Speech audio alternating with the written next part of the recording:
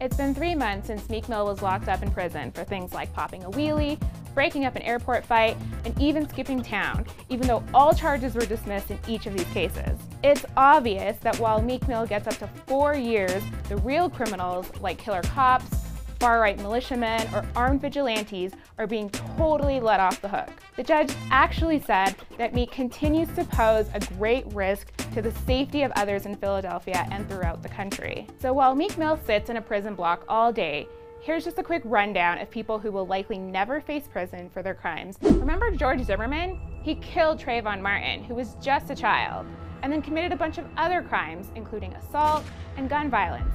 But hey, he's still a free man. Chad Copley was another stand your ground case where a self-described neighborhood watchman claimed to have seen hoodlums outside. He then shot dead Corn Rodney Thomas right after telling 911 that he was locked and loaded. Copley will likely be spared because, you know, stand your ground laws actually allow white people to murder on the basis that they feel threatened. What's another group that gets away with committing evil crimes on a regular basis and with total impunity? That's right, our lovely cops. Officer Geronimo Yanez was found not guilty in Philando Castile's murder, even though video clearly shows the officer shooting 7 fucking times, all during a traffic stop as Philando sat with his girlfriend and her daughter in the car. And there are just too many cases to list: the murder of Freddie Gray, Tamir Rice, Terrence Crutcher, and Mike Brown in Ferguson. The United States has a history of armed standoffs between militiamen and law enforcement, where somehow none of the people involved ever face any punishment. Cliven Bundy from the far-right militia movement was charged with felony counts of using a firearm, engaging in conspiracy, and threatening officers in armed standoffs. But the guy is living his best life. Now he's even being praised as an American patriot and hero.